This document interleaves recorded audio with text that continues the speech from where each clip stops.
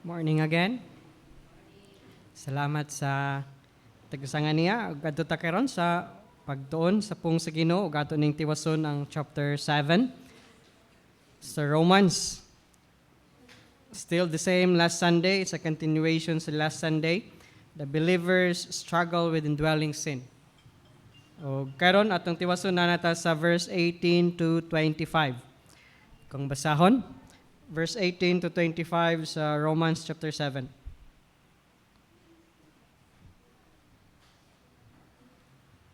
Right. Murag low but wait lang ha. There you go. For I know that in me, that is in my flesh, nothing good dwells. For to will is present with me, but how to perform what is good I do not find. Right. For the good that I will to do, I do not do, but the evil I will not to do, that I practice. Now if I do what I will not to do, it is no longer I who do it, but sin that dwells in me. I find then a law, that evil is present with me, the one who wills to do good. For I delight in the law of God according to the inward man. But I see another law in my members, warring against the law of my mind, and bringing me into captivity to the law of sin, which is in my members. O wretched man that I am, who will deliver me from this body of death? I thank God through Jesus Christ our Lord. So then, with the mind, I myself serve the law of God, but with the flesh, the law of sin. May the Lord bless the reading of His word. Let's ask God for wisdom. Father, we thank you for this beautiful morning. Thank you for bringing us here. Thank you for the opportunity, Lord God, to hear your word. Help us, Lord, to understand it. So may you give us wisdom. May you open up our hearts, Lord, to receive your truth gladly. Tabanging matag sa Ginoo nga makakat-on gyud nining imong mga pulong ug magtuod unda kini sa pagdangop nga na kanimo tungod kay ikaw raman makapapas sa among sala ug makapasaylo sa among sala. O kaming mga nadugtong na diha kanimo, tabangin kami nga magpabilin Ginoo sa among pagsalig diha kanimo ug nga padayon kami magtuon sa imong pulong aron Ginoo magiyahan kami. Padayon kaming magpainubsanon diha kanimo. Tungod kay naa pa man kami niining lawasa, makahinumdom kami kanunay. Di ginamo pasilabi kining among lawas o Dios tungod kay di ka man malipay niya ng sala. And so Lord, help us to learn from your truth today and be glorified in our midst. In Jesus' name we pray. Amen. Medyo taas ang atong verse but actually simple ra na og same ra na ang gihimo din ni Paul kung baga nagbangutan siya, kung baga nag-cry siya. Mao ni ang akong kahimtang Ginoo o mao ni ang proof and then ang source ni nga struggle. So mo na yang hanay. Ang condition na siya struggle nya ikaduha naghatag siya proof sa yang struggle. Ug ikatulo ang source nganong naman siya struggle nganong na may conflict. So mo na ang hanay last Sunday mo pod ni ang hanay karon. O duha ni kabukaron the same ang hanay.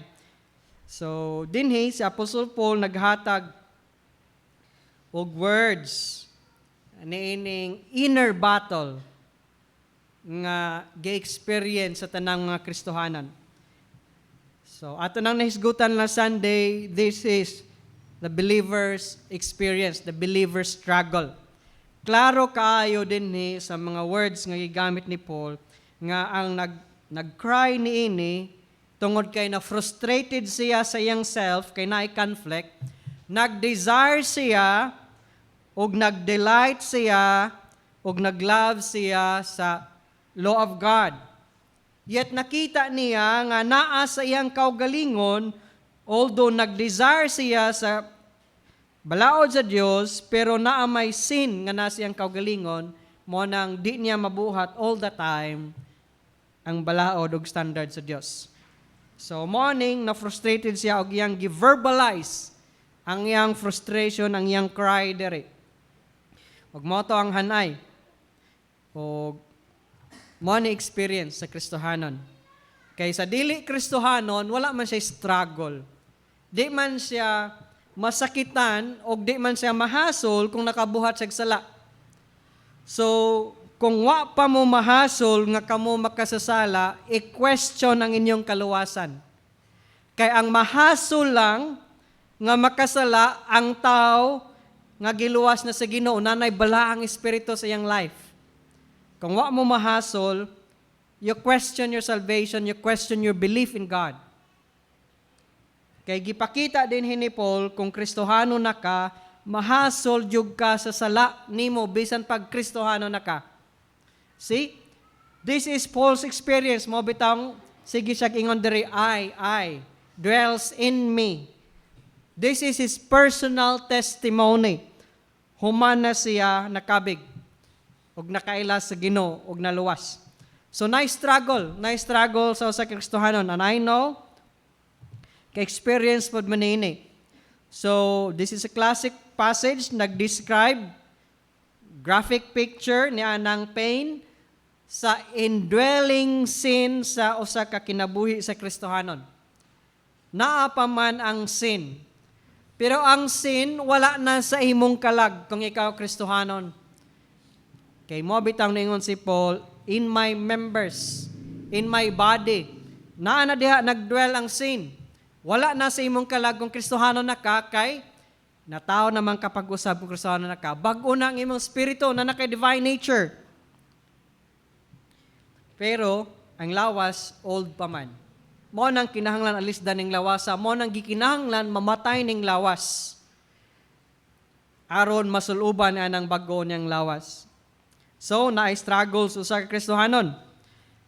O tulo kahigayon din gi-mention, gibalik-balik ni Apostol Pablo ang iyang struggle. O sa ato nang gikaingon, tulo ka parts ang iyang paglament diri, iyang pagbangutan. Una, ang condition. Ngayon siya, I'm in struggle. I'm in conflict with my own. Ikaduha, ang proof. Ang proof is that di na ko mabuhat ang gusto na kong buhaton nga maayo. Di na ko mabuhat kanunay. Kay bawo ko unsay maayo, gusto na ko buhaton kanang maayo, pero dili sa tanang higayon na ko mabuhat. Ang di na ko gustong buhaton, mao hinoy akong mahimo. Ngohay na akong mabuhat. See? Na-struggle. Ug mo na proof sa struggle. Ug ang source na ini. Ningon si Paul, review po ni last time, ug mo po ni atong hanay karon, the same.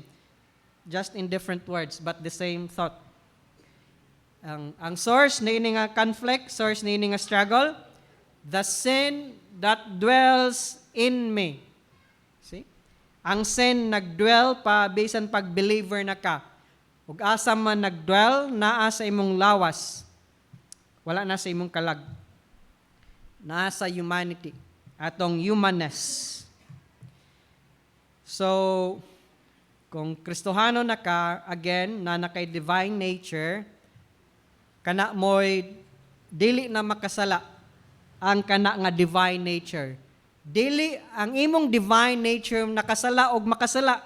Mo bitaw ningon si Paul last Sunday, it is no longer I who did it. Kung kinsay nagbuhat, but the sin that dwells in me. Ang imong divine nature, di na makasala because it comes from God. It is holy. But this divine nature, nag-cloth pa man aning old body. This mortal flesh nga naa ang sala, maunang ang atong lawas, even ang atong mind, kung atong kasing-kasing nga mag-desire pa, makasala. But your spirit, dili makasala. Mo nang nag-conflict, igsoon, mo nang nag-struggle. Nang gusto ka mabuhat og maayo, mabuhat nimo pero dili sa tanang higayon. Human nimo magbuhat og maayo, makabuhat ta pug kag di maayo. because still have this sin in us. Pero kung wa ka mag-struggle, again, question your salvation. Question your belief. Kaya ang tao nga di Kristohanon, dili mag-struggle sa sin. Bisan pag mubuhat silag maayo, di gihapon na ikalipay sa Dios, kay they're still dead spiritually. Atubangan sa Dios, patay sila. Ug ang patay, dili makalipay sa Dios. Kung ang imong espiritu patay, atubangan sa Dios, bisag unsa pang maayo imong buhaton, di na makalipay sa Dios, kay atubangan sa Dios, you're dead.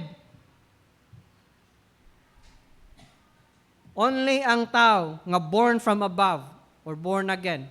Ug kanus amang ka born from above. At the moment of faith, it's a one-time experience. Sa dihang mutuo ka ni Ginoong Jesucristo, tagaan kag divine nature, i-recreate ka sa Dios. Imong espiritu banhaon. Mo nang buhi na ka, alive na ka, atubangan sa Dios. Imong espiritu. So there is kalibutan, daghay dead man walking. Daghay mga zombies. Mo na tinuod nga mga zombies. Patay atubangan sa Dios, pero nagbaktas nining kalibutana. But let's go to our topic. The believer's struggle with indwelling sin. Now, let's padayon ta. The same, the condition, I'm in struggle, I'm in conflict. The proof, di na ako mabuhat, ang gusto na akong buhaton nga maayo. And then the cause, the source, the sin in me. So, morning, paspas lang ning atong second nga elementary, verse 18. Ang ikaduha nga pagbangutan din ni Paul, but the same sa first. Same pattern. See, morning condition, for I know that in me, that is in my flesh, nothing good dwells. For to will is present with me, but how to perform what is good, I do not find. So, niyon si Paul, for I know that in me. So, may pasabot ni Paul. In me, naan ako. Pero atong bantayan, sama sa verse 17 last time, it is no longer I. Ang pasabot ni Ana, ang me nga gi-refer din ni Paul, body.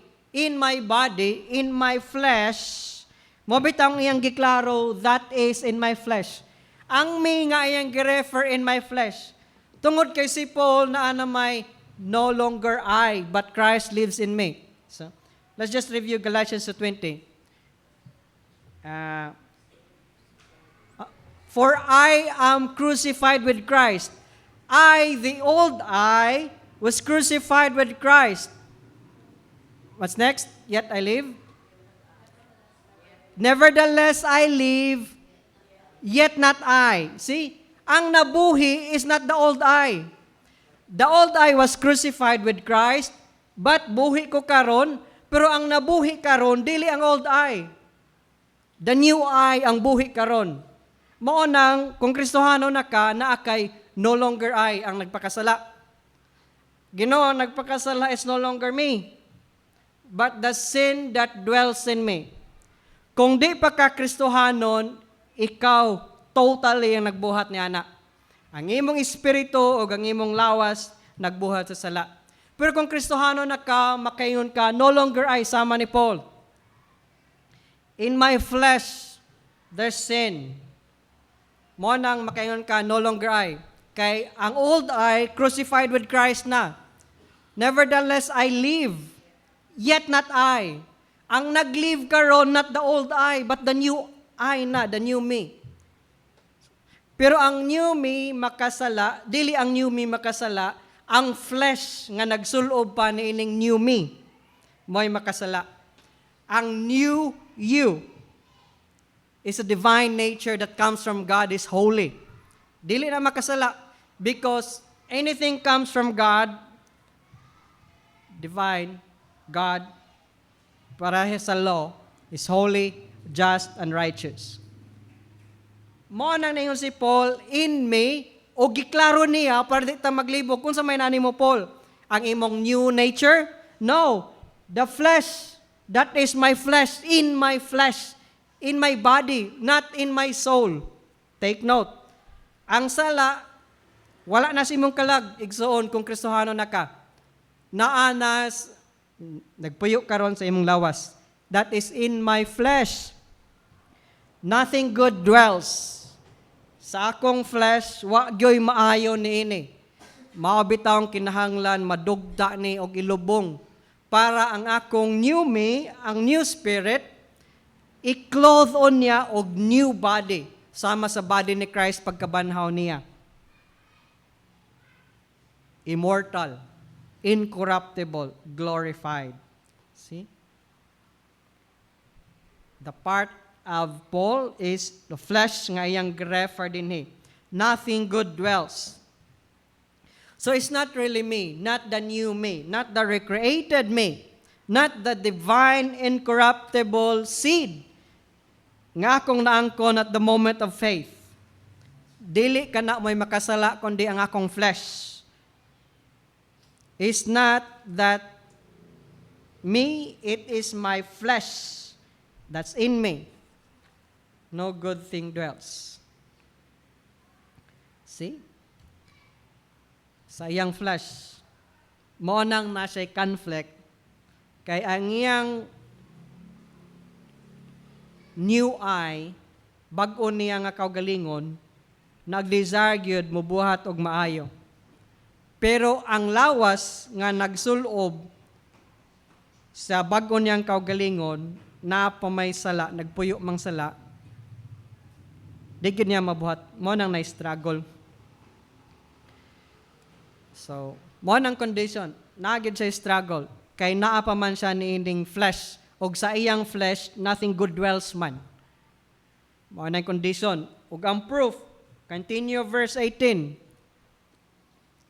For to will is present with me. See? Naa ang desire nga mubuhat og maayo. It is present. Ang kahibawon sa maayo naa, ang desire o ang kabubuton nga mubuhat sa maayo naa. But how to perform what is good, I do not find. Ang bot pasabot ni Paul, ang pagbuhat ni Ana sa standard nga akong gidesire, di na ko mahimo. Klaro din good intentions are not enough. Hinaot ko makakat-unta. Kung tao man ta, good intentions are not enough. Kay niingon si Paul din nakoy good intention, nakoy kabubuton nga gusto mo buhat og maayo. Pero di man na enough, kana lang. Desire without power leads to frustration. Natay desire, pero man tay gahom mo buhat sa sakto nga standard, sa standard nga according sa Ginoo. Mo nang dinhi pod frustrated si Paul. Kay bawo sa standard, na siya desire, muhimo niya ang standard, pero dili niya ma-achieve ang kana nga standard. Tungod lagi sa iyang flesh. Bisan pag redeemed man na ka, why strength sa kaugalingon to live righteously 100% for all time and apart from divine help. Ug mao ni crucial lesson sa tanang magtotoo. Ang Christian life dili lang ikinabuhi by sheer determination. Dili lang paningkamot ra sa imong kaugalingon. Moral resolve, while necessary, is insufficient. Ang Dios nag-intend gyud nga magdependa sa iyaha, sa kusog nga iyang ihatag ug sa kalam nga iyang ihatag. Our weakness exposes our need for grace. Now, please don't misunderstand si Paul din hinga. Nayon siya nga, di ko kabuhat og insakto anytime. Ang iyang gingon din di na ko mabuhat sa igo og sakto nga standard ang akong gidesire nga buhaton. I can't perform it in the way I want to perform it. Makabuhat man ko, pero dili sa saktong standard nga ako yung gidesire og kanang standard yun sa Dios. Ko pasar. Makabuhat man siya pero dili gyud nga sa standard. Taas kay standard si Paul. Gusto siya mabuhat og maayo, mabuhat man niyag maayo, pero dili enough para niya ang iyang gibuhat og maayo. Tungod kay naa pa man lagi siya nining flesh nga naay sala nagdwell sa iyang flesh.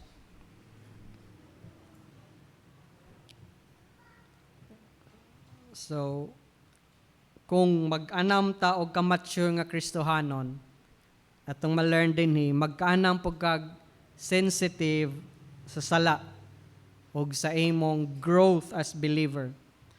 Mas sensitive na ka sa sala. Sama ni Paul din mas na-frustrated siya. Hamtong nakaayo siya, samot siyang na-frustrated sa iyang sin. Buhat siya daghang maayo. Imagine si Paul, grabe ka missionary. Gi-give up niya iyang life para sa Dios. Pero mao gihapon niya ang iyang frustration. Frustrated gihapon siya tungod kay di niya mabuhat ang gusto niyang buhaton nga standard. Di niya ma-achieve ang gusto niyang buhaton nga standard. So, kung ikaw pod muhamtong na Kristohanon, mahimo pud kang sensitive sa sala. And then maningkamot pud ka nga maka-please sa Dios even sa imong lifestyle. The will is present with me. The real me, the inside me, wants to do what God wants to do. Pero di na ako ma-perform the way I want to. Continue, verse 19. The same gihapon. Sa verse 16, last Sunday. For the good that I will to do, I do not do. See? Ang maayo nga akong gi-desire, akong kabubuton nga buhaton, di na ako mabuhat. But the evil I will not to do, ang evil nga akong di gustong buhaton sa kinabubuton, mo hinoy akong ma-practice. Di ko gustong mamakak, pero makapamakak ko. Same nga concept diya ni Paul. See? I just can't do it. I want it, but I can't do it. Nga naman Paul, verse 20 ang source. Nganong mama na ang imong kahimtang, nganong naman kay conflict. Again, source, verse 20. Now, if I do what I will not to do, it is no longer I who do it, but sin that dwells in me. Mo ni source sa iyang conflict. Kung ako'y gustong buhaton nga maayo, nya di na ako mabuhat, ang nagbuhat na is no longer I. But pasabutin ni Paul, ang nakabuhat na nga sin, dili ang new me, dili ang recreated me, dili ang divine nature. Ang nakabuhat sa sala, ang nakabuhat nga nung di na ako mabuhat ang standard o ang maayo, the sin that dwells in me. See? The indwelling sin. The struggle of Paul. Indwelling sin. The same with all believers. We're struggling with indwelling sin. Sin still dwells in us. Pero naa na lang sa atong flesh, wala na sa atong kalag kung Kristohano na ka. Again, by faith in Jesus Christ, not by being a member of a church or religion. If you will remember, which will be our topic for this afternoon, ang promise sa Ginoo pagkasala nilang Adam ug ni Eve, seed of a woman ang iyang promise. Messiah ang promise sa Dios, a person. Dili religion ang saad sa Dios to rescue people. Person. Sadly, daghang mga tao ning run sa religion for salvation. Wa sila ka-realize from old time pa, the moment nga nakasala si Adam ug Eve, nagsaad na ang Dios ug manluluwas, person ang manluluwas. Yet ang gidaganan karon sa tao, relihiyon. Ug naa pay relihiyon na ingon nga kung di ka membro nining relihiyon, di ka maluwas. Dios day sila. Savior day sila. Kay makaluwas ang ilang relihiyon. An insult to God. I hope you will realize that if you will just open your heart to God. Ang saad sa Dios is a Messiah, a person, not religion. And then, moingon sila, ningon man si Jesus, I will build my church. Define church. Is church religion? Define church in Greek. It's called out once. It's people. Ang church, not the building, not the religion. People ang church. The called out ones. Off topic na ta. Back ta sa topic. The source sa conflict sa Kristohanon, the indwelling sin. Mo nang gikinahanglan alisdan ni atong lawas. Mo nang gikinahanglan mamatay ang atong lawas para ang atong bag-o nga kalag, buhi na kalag, suluban onya ni anang lawas nga bag-o nga gisaad sa Dios. Since naluwas gikan pa at the moment of faith ang makasala dili na ang new you, but the sin that dwells in your flesh ang makasala. Pero responsible gihapon ka sa imong sala. Dili lang ka mo blame. Ginoo, na pa man ko'y sin. Ako na lang ning patuyangan kay na pa man ko'y body of flesh nga naang sin. Magpatuyang na lang ko, Ginoo. Akong i-blame ang sin in me. No. Kay previous verses, nagingon si Paul, I am responsible for my sin. Musafar yung si consequence ug dawata ang consequence sa imong sin. Pero kanang consequence sa imong sin, di na nimong modala sa imperno. Kaya ang imong kalag di naman may imperno. Ang imong lawas may musafar. Ang lawas nimo may musafar kung magpadayon kag pagpakasala nga Kristohano na ka. Musafar ang lawas. Pero ang imong kalag, ikauban na sa Ginoo. Makauban na sa Ginoo. So, again, balik na punta. Sukwahi sa purpose sa kaluwasan kung magpadayon ka sa pagpakasala. Kaya ang purpose nga nung giluwas ka sa Ginoo para mabalaan ka, para mangalagad ka, para mamunga ka. So, while ang dominion sa sin, ang pag-rule sa sin sa imong life, wala na, dili na ka in bondage, pero ang iyang presence na paghihapon. While ang sin wala na maghari sa imo kung Kristohano na ka, pero ang presensya sa sala na paghihapon. Mao nang holiness feels contested. Manang pirmi na ay war within your mind. Sa imong kaugalingon. Obedience often feels costly. Manang magduha-duha pa ka or mag-fight pa ka, mo-obey ba ka or dili. See? Yet the very awareness of sin's presence is evidence of spiritual life. Kung aware ka, nga napakanining sala, kung aware ka nga makasasala ka o nahasol ka sa imong sala, o sana ka ebidensya nga na kay spiritual life, buhi ang imong kalag. What once ruled now resist. Kaniadto sa di pa ka Kristohanon, ang sala may naghari. Karon nga Kristohanon na ka, ang sala nagresist nimo nga ayaw lagi buhat sa maayo. So kung naay nagresist nimo, mubuhat pa kag maayo di, it's a mark. Recreate na ka sa Ginoo. Now the third lament. Ikatulo nga the same gihapon nga hanay ni Ginoo, same as the rest, the first two. First condition, verse 1, I find then a law that evil is present with me. The one who wills to do good. Sa New King James, medyo lisod, saan ang pagsabot? Ang evil, mo'y gusto mo buhat og maayo. So let's go to NIV o King James, kay dali ra masabtan. I think parcel. Sorry, excuse. Okay, ngadto ta sa King James o sa NIV kay mas dali sabton. Mo ni, so I find this law at work.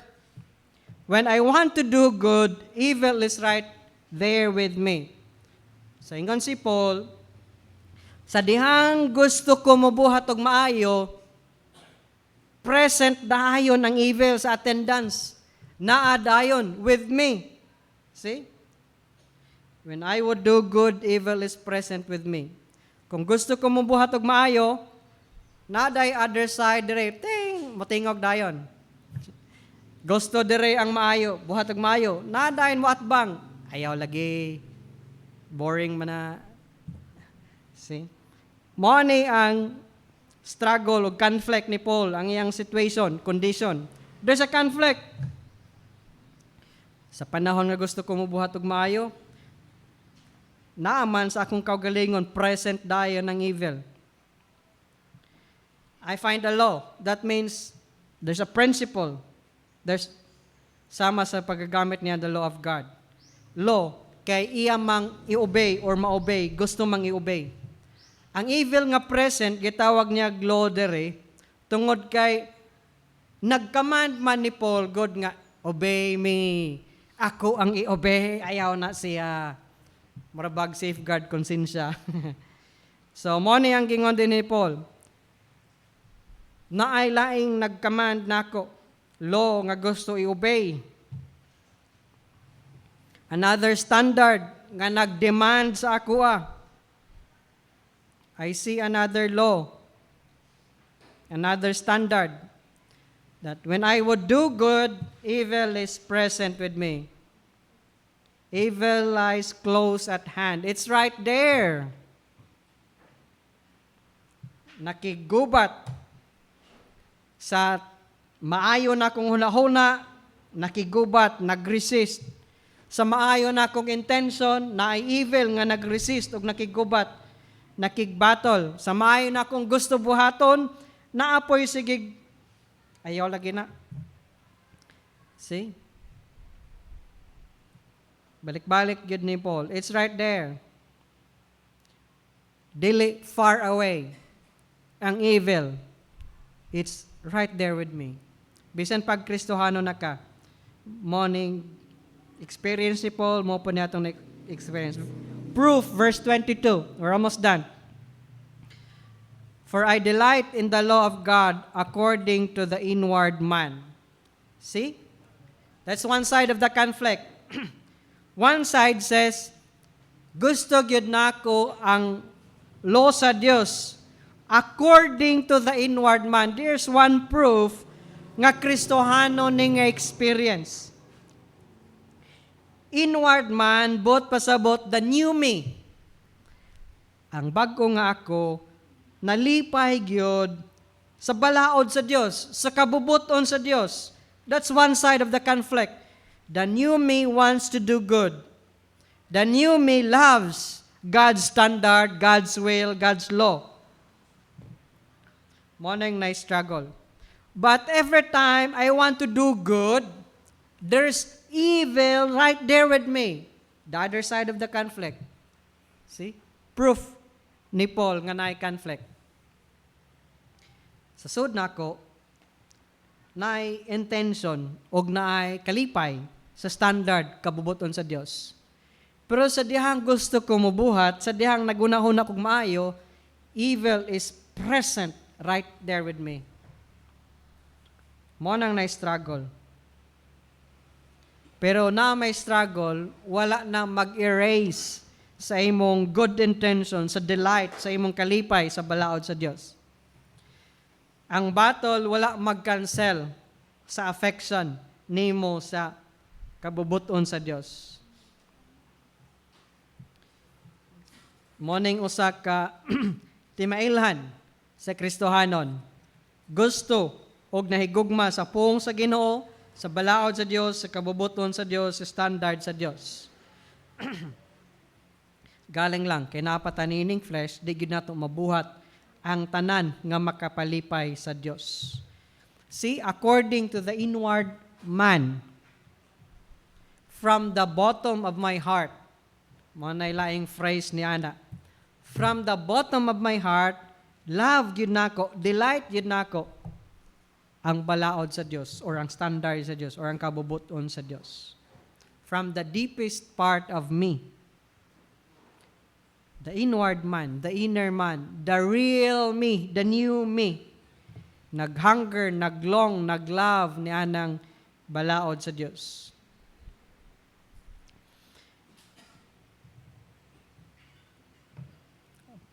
Proof, but I see another law in my members. See? Another law in my members, another principle, another nga nagdemand sa kang Paul nga i-obey. O asa? In my members, bot pasabot in my flesh, warring against the law of my mind. There's something in my flesh, in my body, na kigwar sa naa sa kung unaw na nga gusto mo buhat og maayo. Sayang in my mind din, nag-refer siya sa iyang inner me. Nag-refer niya ang iyang new me. Mayang igamit in my mind. O ang law sa iyang members, ang sin nga nasa iyang members. Gusto, sige pakigubat, and bringing me into captivity to the law of sin which is in my members. See? In my members. It means in my flesh, in my body. There's another law. O kining law wala sa iyang real self, sa iyang new divine nature. In his members, in his body, in his flesh. Nga gusto pod i-obey, nagkaman nga obey me. Ayaw lang na, mo nang nai-war sa iyang mind. Kung unbeliever ka, walay war, walay battle. Dili mag-conflict imong kasing-kasing, imong flesh, o imong huna-huna. Kaya di pa man buhi ang imong espiritu. Wala pa may espiritu sa Ginoo. That's why, dangop ni Kristo. Kay siyara ang makabanhaw sa imong kalag. Walay ritual, walay prosesyon makabanhaw sa patayng kalag sa tao. At tubangan sa Dios, patayng kalag. Mo nang gikinahanglan mataw pag-usab or born from above or born again para mabuhi. Brings him into captivity. You see? Gusto ka i-captivate na ini nga law. Because you are no longer in bondage sa sin. Mo nang gusto kag dakpon og balik.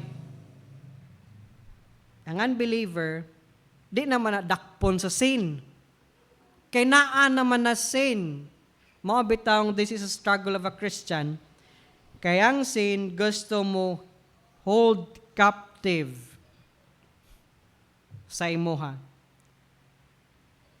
Kay free naman ka niining bondage, na free naman ka sa bondage of sin, mo nang gusto ka i-captive once again, i-capture once again. Pero ang unbeliever, you're already there. Di na kinahanglan ka i-capture. Kaya you're already there.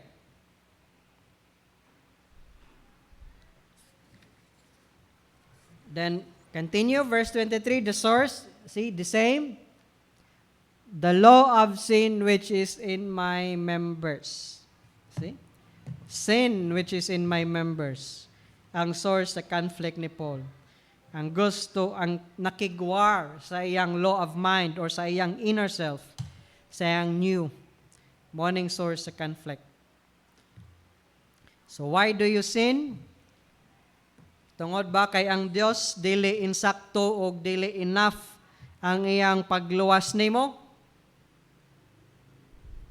Tungod kay ang imong new nature dili pa complete?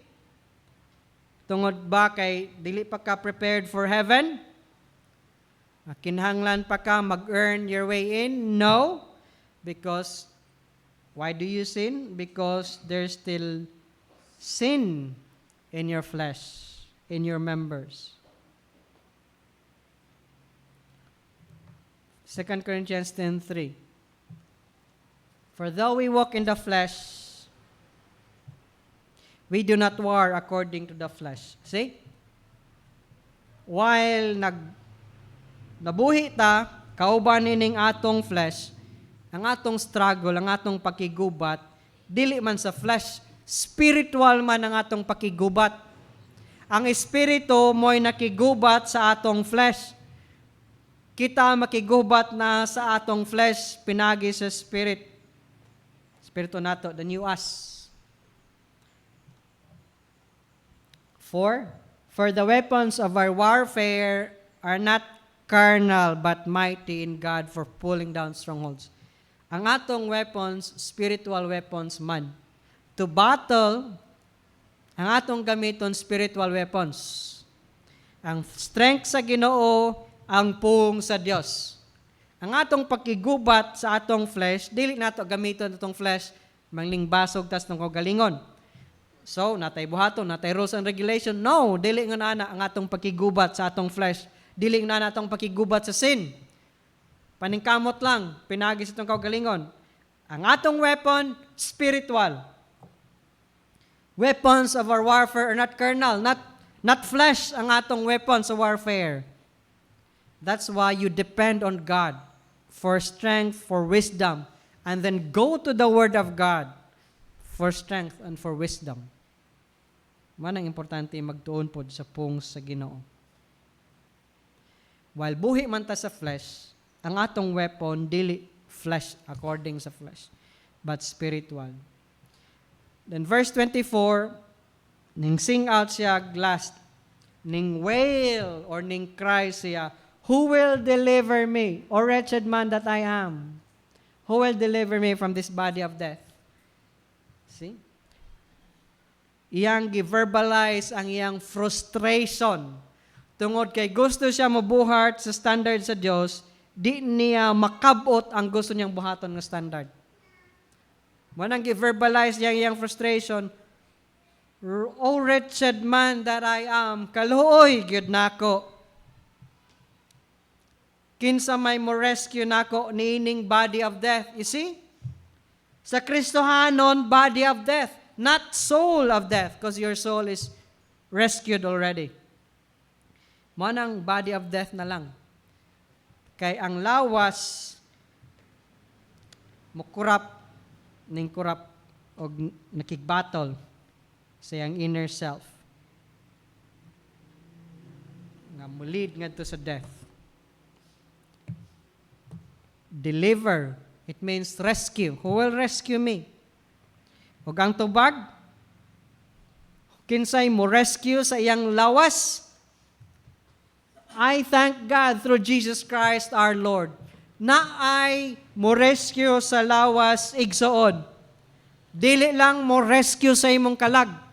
Even your body of death na ay mo rescue. The same Savior nga nag-rescue sa imong kalag, mo rescue sa imong body of death. Ug mao ni gingon ni Paul, para di na ka maglibog pa kinsa man or unsa man. Ang mag-rescue even sa imong body of death, the Lord Christ, the Jesus Christ, our Lord. Mo na nagpasalamat siya. I thank God through Jesus Christ our Lord. Kay siya ang mag-deliver nako nining conflict, mag-deliver nako nining body of death para wa nay mo conflict sa new me. Para wa nay ko'y struggle na ay mo rescue. Inigabot sa saktong panahon, alis da ng imong lawas. Gnanang lawasa, wala na kay struggle, wala na conflict, wala na battle sa imong mind. Ang gusto nimong standard nga gi-desire, mabuhat na nimo. Inig-release nimo ni aning body of death. Inig ma-rescue na ka, gikan sa imong body of death. Og dinhi, gi-express ni Paul ang chapter 8 sa Romans. Chapter 8, verse 18, at ulang pangunahan, For I consider that the sufferings of this present time are not worthy to be compared with the glory which shall be revealed in us. Na ay glory nga i-reveal. Mo na I thank God, Lord Jesus Christ. O gonsa man nga glory. Verse 23. Not only that, but we also have first fruit of the Spirit, even we ourselves groan within ourselves, eagerly waiting for the adoption. Unsa man nga adoption, the redemption of our body. Maoning rescue sa imong body. Mo ni giingon ni Paul, who will deliver me from the body of death? I thank the Lord Jesus Christ because my body will be redeemed one day. Mo nang adoption. I-redeem ang imong body, i-rescue ang imong body, i-rescue ka gikan na ng imong body of flesh. Ug unsa may pasabot na alisda na ka ang imong lawas. Ang imong flesh, alisda glorified flesh. Mo gingon sa 1 Corinthians 15. Mo gingon si Paul nga, I thank God sa verse 25, kay naay redemption of our body, of our flesh, na-rescue sa atong flesh. O kung sa man na-rescue sa flesh, 1 Corinthians, for this corruptible must put on incorruption. This body of death, this corruptible, kaning lawas nga madugda, alisdan. Suluban o incorruption. O kining mortal nga lawas, magsulob nag-immortality. Mo nang ningon si Paul, I thank God through our Lord Jesus Christ because He will rescue me from my body of death. Because kining body of death, alisdan ni anang incorruptible o immortal nga lawas. Igsoon, Apostol Pablo ni, nagigayahan sa balaang Espiritu, gigayahan sa Dios. Dili ni relihiyon, dili ni ako 1 Corinthians 15:53, naay bagong lawas igsoon. Mao ni pag-rescue na sa imong lawas. Mao ni redemption of our bodies. Ang atong kalag rescue na at the moment of faith. Kung ningtuo ka ni Kristo, na-rescue ng imong kalag, mo na salvation. But ang kaluwasan dili igo ra sa kalag. Kay ang kakumplito sa kaluwasan apil luwason ang imong lawas. Alisdan na imong lawas niining incorruptible o immortal nga lawas. Ang imong kalag eternal na naandaan kay gikan na sa Dios. God gi-breathe sa Dios nostrils ni Adam ug Eve, then they became a living being. Ang espiritu gikan sa Dios, by design eternal na ang espiritu sa tao. Whether eternal ka sa langit, kauban sa Dios, or eternal ka sa imperno, eternal na ang Espiritu igsoon. By design, by creation, eternal. Ang lawas mo'y dili eternal. Ang bag-ong nga lawas nga mooy part sa salvation plan sa Dios, ang bag-ong nga lawas mooy eternal. Immortal, incorruptible. Di na malata, di na masakit, di na kapuyon, di madunot, di na makasala. Body and spirit na the completeness of salvation. Mao na'y kompleto nga kalawasan igsoon. Karon, luwas na ang atong kalag, pero atong lawas wa pa. Future pa ang kalawasan sa imong lawas. Morning, ningon si Paul sa previous verse kani,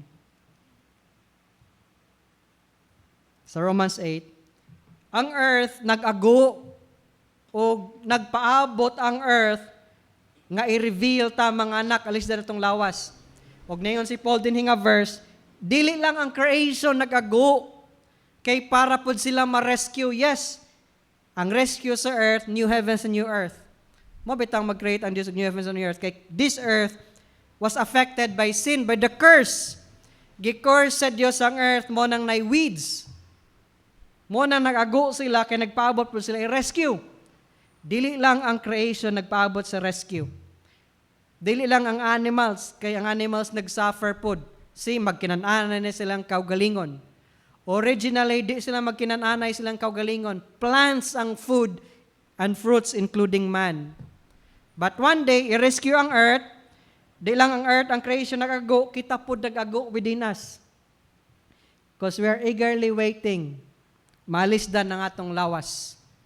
O ang lawas nga iilis, incorruptible o immortal. Igsoon, mo na ang atong paglaom. Buhi og sigurado nga paglaom.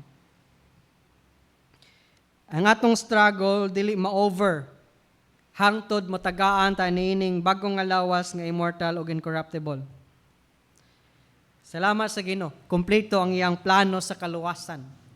Ganamanam niya fulfill, but it will be completely fulfilled because God is faithful. He is true and He does not lie.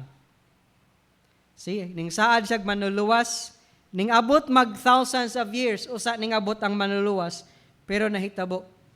Tungod kay ang patience sa Dios lahi niyang paghanay di sama nato. But it will be accomplished. So remember, while we battle sin daily, yet we belong to a Savior who has already won. Our hope rests not in our performance, but in Christ's deliverance. Ang atong paglaom, dili sa atong pagpaningkamot, pagperform maayo diri sa kalibutan. Ang atong paglaom, nag-rest diha sa freedom o rescue ni Ginoong Jesucristo. Until then, we continue to fight our struggles. Ang igsoon, kung wala pa man ka na belong sa Ginoo, wa pa ka muila sa Ginoo, mudawat sa Ginoo, this will be a perfect time for you to receive Christ. Tawga siya, Ginoo, luwas ako. Gusto ko ni anang gisaad ni mga lawas sa unahan, nga di na madunot, nga immortal pagyud. It's part of God's salvation package. So call Him. Siya ra ang makahatag nimo ni ana. Dili ang relihiyon makahatag ni ana. Dili ritual, ceremony, procession. Ang Dios lang. So tawga ang Dios. Siya bitaw ang nagingon, come to me. All you are weary and are heavy laden. Wa siya maingon nga, come to a religion. Kamo nga gikapuyan. But He said, come to me, a person. Come to Christ. He will receive you. He will gladly receive you. Bisag unsa pa imong background. Bisag unsa pa ka sinner sa imong kaugalingon. Siya makalimpyo. His grace is enough to accept you, to forgive you, and even make you His son. Gave you authority to rule with Him and authority to inherit His wealth. Let us pray. Father, we thank you so much sa imong grace nga rikanamo. Unsa na lang gyud Ginoo kakamaluluyon, ug unsa na lang gyud Ginoo kaabunda sa imong grasya. Nang imong kaluwasan di lang kutob sa among kalag. Hasta pa Ginoo ang among lawas, imong luwason. Alisdan ni anang dili na maluya, dili madunot, di masakit, di makasala og mulungtad sa walay katapusan nga lawas. Importante gyud ang lawas Ginoo. Ikaw nag-andam ka na maglawas. Salamat Ginoo niya nang imong saad. Kay ikaw man nagsaad, faithful ka gyud nga motuman sa imong saad. Mo take man nag time Ginoo nga ma-accomplish, but you are faithful, you are true, and will forever be true. Because you are a God who will not lie and cannot lie. So we trust in you. Thank you for your grace. Magtabangi Ginoo, matagusa nga niya karon. Nga wala pa'y kadugtungan or nakabati or nakadungog or nakakita sa among life. Help them to believe in you. Help them to have faith, divine faith, that will lead to their salvation. In Jesus' name we pray. Amen.